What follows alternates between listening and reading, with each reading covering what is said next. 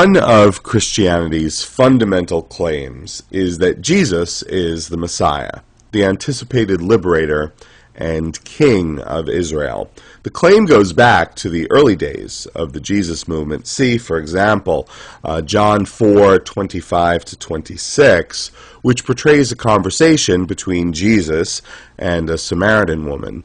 The woman says, "I know that Messiah is coming," and Jesus responds, "I who speak to you am he." Now, Christian apologists attempt to demonstrate that Jesus is the Messiah by claiming that he fulfilled messianic prophecies that appear in the Hebrew Scriptures. Although Christian apologists can't seem to agree to the precise number of such prophecies, they generally agree that there are many of them. Moreover, apologists believe that Christianity's legitimacy rides on Jesus having fulfilled these prophecies. In his book, The Case for the Real Jesus, apologist Lee Strobel writes, "When a Samaritan woman said to him, 'I know the Messiah is coming,' Jesus replied, 'I who speak to you am he.' Having made these unambiguous claims, if he then fails to match the prophetic portrait, Jesus would be an impostor, worthy of rejection and disdain, a false prophet who should be rejected by Jews and Gentiles alike." The fatal flaw here is that the so-called messianic prophetic portrait is largely a Christian fiction that, among other things, regularly relies on fabricated prophecies as well as tendentious misquotations and misapplications of passages from the Hebrew Scriptures. These antics betray the fact that Jesus was not the Messiah. Okay, first, fabricated prophecies. 3 examples. A, Matthew 2:23, which claims that young Jesus and his family came to reside in Nazareth so, quote, "that which was spoken through the prophets might be fulfilled. He shall be called a Nazarene." The words, "he shall be called a Nazarene," do not appear in the Hebrew Scriptures. In fact, neither the city of Nazareth nor anyone from Nazareth is ever mentioned anywhere in the Old Testament. It's just not there. B, Matthew 27:9-10. Judas regretted his participation in getting Jesus arrested. Earlier, we're told that the chief priests had paid Judas 30 pieces of silver to do the deed. Now in chapter 27, he is depicted trying to return the silver.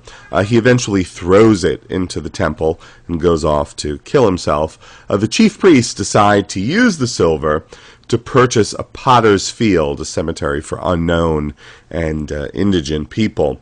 Matthew 27:9-10 proclaims, quote, "Then that which was spoken through the prophet Jeremiah was fulfilled, saying, and they took the 30 pieces of silver, the price of the one whose price had been set by the sons of Israel, and they gave them for the potter's field, as the Lord directed me." Sounds impressive. The problem? Well, the footnote for Matthew 27:9-10 in the New American Bible puts it well. Quote, "Matthew's attributing this text to Jeremiah is puzzling. There is no such text in that book." The purported prophecy is not in Jeremiah.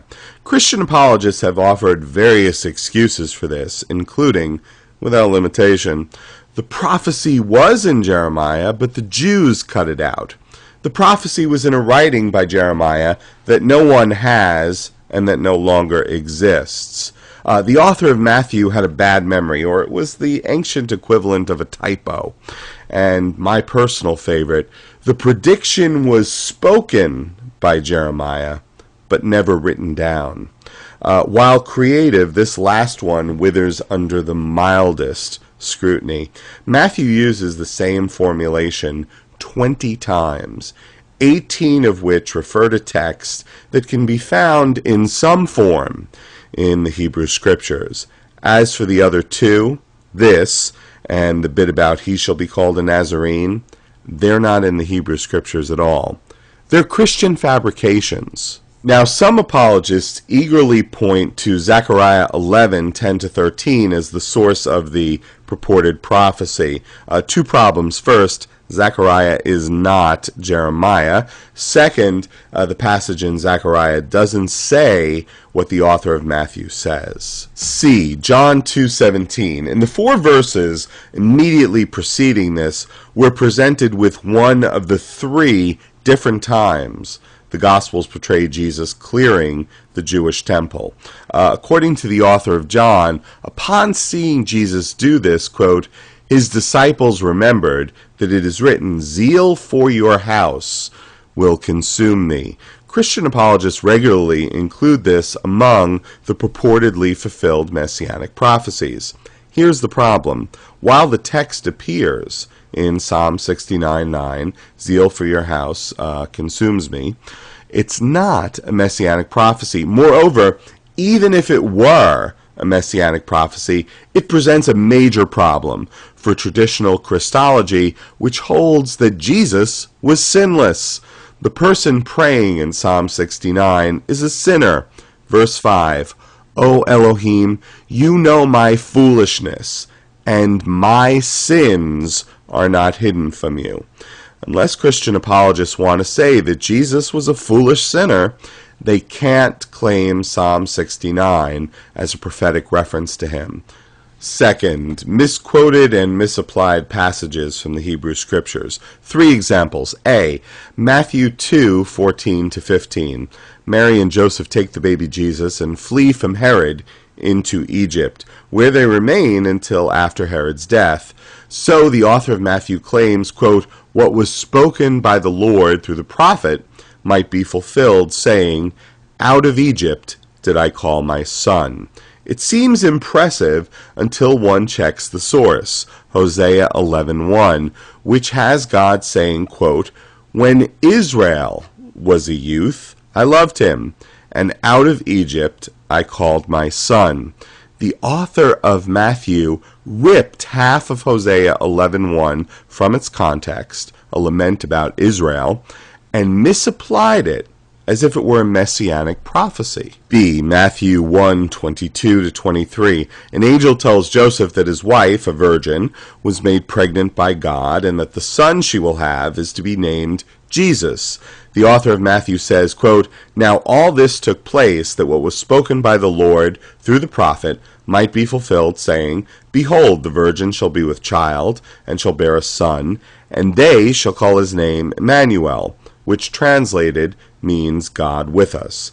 The prophet invoked here is Isaiah, specifically Isaiah 7:14, which says, quote, therefore the Lord himself will give you a sign.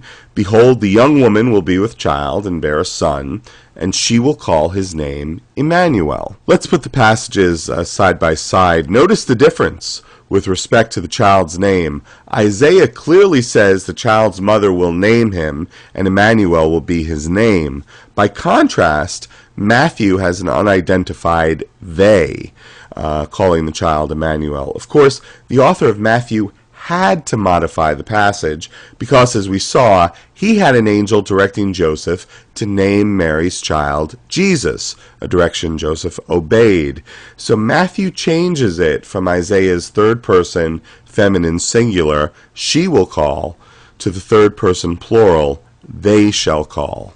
Now, some Christians might say that Matthew must have been looking at the Septuagint, and he got the they from there. But the Septuagint's version of Isaiah 7:14 is the same as the original Hebrew. She will call his name Emmanuel. The author of Matthew changed the Isaiah passage. We've seen the author of Matthew fabricate a prophecy about the Messiah being from Nazareth, misquote a passage from Hosea to make it seem to be about Jesus, and attribute a prophecy to Jeremiah that isn't in Jeremiah. Now we see him changing the wording of Isaiah 7:14. Is this truly the prophetic portrait that is supposed to be so impressive? I'll pick this up in part 2.